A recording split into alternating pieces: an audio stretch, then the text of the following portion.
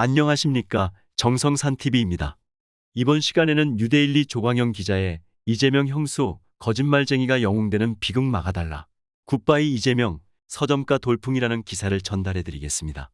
바로 옆에서 그의 돌발적인 모습을 지켜본 나로서는 짐짓 놀라지 않을 수 없었다.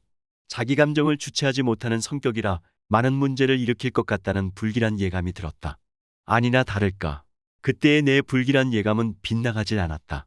2010년 이재명 더불어민주당 대선 후보가 성남시장에 출마했을 때 캠프 상임고문으로 활동하며 이 후보의 곁을 지켰던 한 측근이 이 후보의 그늘진 사생활을 폭로하는 책을 내놨다. 타이틀부터 도발적이다. 굿바이 이재명.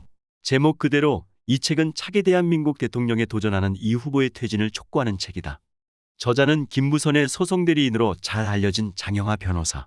최근엔 이재명 20억 상납설을 주장한 박철민의 법률대리인으로 활동하며 반 이재명 운동의 선봉에 서 있는 인물이다.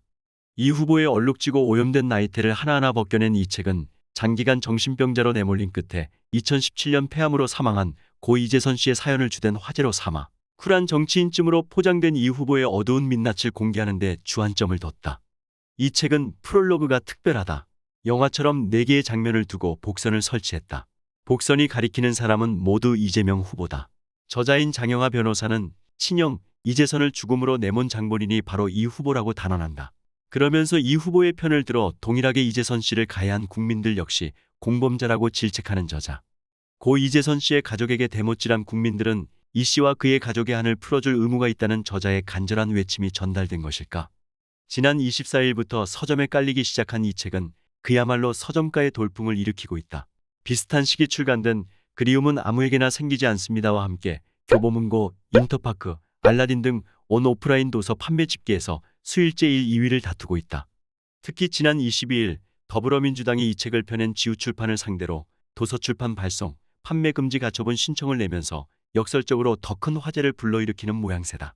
소송을 낸 민주당 측은 이 책은 이 후보에 대해 공직선거법에 당선에 영향을 미칠 목적으로 공연히 사실을 적시해 후보자나 그 배우자, 직계존 비속이나 형제자매를 비방하는 것에 해당하는 내용을 담고 있다며 선거가 70여일 남은 시점에서 진실을 유권자에게 제대로 해명할 기회가 부족한 현실 등 회복하기 어려운 손해가 발생할 수 있다고 주장하고 있다. 그러나 김용성 지우출판 대표는 헌법에 보장된 출판권이 있는데 중대한 위배가 아닌 이상 판매 금지 가처분 신청을 하는 것은 거대 권력인 민주당이 국민의 알 권리를 박탈하는 폭거라고 생각한다며 오히려 당에도 큰 마이너스 요인일 것이다. 국민이 어떻게 판단하겠나라고 반박하는 모습이다. 저자인 장영하 변호사도 동일한 생각이다.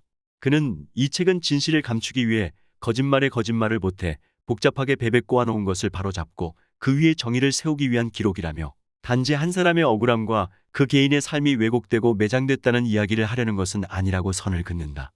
굿바이 이재명의 저자인 장영하는 1958년 전북 정읍의 작은 마을에서 10남매 중 막내로 태어났다. 서울 숙문고등학교와 단국대학교 법학과를 졸업, 제23회 사법시험에 합격한 뒤 제13기 사법연수원을 수료하고 마산지방법원 판사로서 법조인의 삶을 시작한다. 마산지방법원 진주지원 판사를 거쳐 수원지방법원 성남지원 판사에 이르기까지 7년 반 동안 법원에서 근무했다. 2000년에 설립한 법무법인 디지털 대표 변호사로 30년간 경기도 성남시에서 일하고 있다. 다음은 고 이재선 회계사의 미망인 박인복 씨가 쓴 추천사 전문이다. 마음의 글, 봄이 대지에 따스한 체온을 불어넣듯. 지난 10여 년 저와 아이들에겐 가슴 아픈 슬픔의 시간이었습니다. 세상에는 사람의 힘으로 되지 않는 일이 있다는 것을 절감했기 때문입니다. 도려내고 싶을 만큼 고통의 시간이었습니다.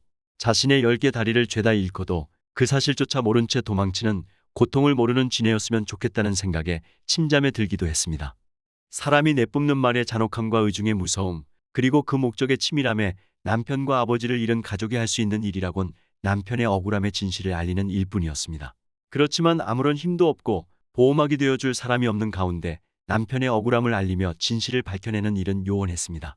도와주고자 하신 분들이 더러 계셨지만 슬픔과 절박함의 무게가 저희 가족들과는 달랐습니다. 건물에 갇힌 지친 새는 온몸이 피투성이가 되도록 발버둥이 쳐도 저 혼자는 창문을 열 수 없습니다. 누군가, 아니 그 문을 열어줄 사람이 문을 열어줘야만 건물을 벗어나 하늘을 훨훨 날 수 있습니다. 이 책, 굿바이 이재명은 저희 가족에게 그런 선물이 아닐 수 없습니다. 지친 새가 구석에 웅크리고 있을 때 문을 열어준 누군가처럼 처음 장영하 변호사님께서 이 책을 집필하신다고 하셨을 때 반신반의했습니다. 함께 진술서를 작성하며 많은 자료를 전달하면서도 과연 남편의 억울함을 알리는 진실을 전달하는 책을 만들어낼 수 있을지 걱정이 한가득이었으니까요. 한 평범한 가장이었던 제 남편은 단지 정의롭다는 이유로 권력자에 의해 정신병자로 몰렸습니다. 자신을 정신병원에 가두려는 권력자의 음모에서 벗어나는 일은 스스로를 방어하는 일뿐이었습니다. 그런데 스스로를 방어하는 모든 일은 어느 순간 모두 권력자의 먹잇감이 되고 말았습니다. 권력자는 자신에게 줄선 자들과 함께 평범했던 제 남편은 물론 저와 아이들까지 싸잡아 인격살인에 나섰습니다. 악마가 따로 없었습니다. 그 사이 남편과 저희 가족들의 몸과 마음은 넝마처럼 너덜너덜해졌습니다. 가장 먼저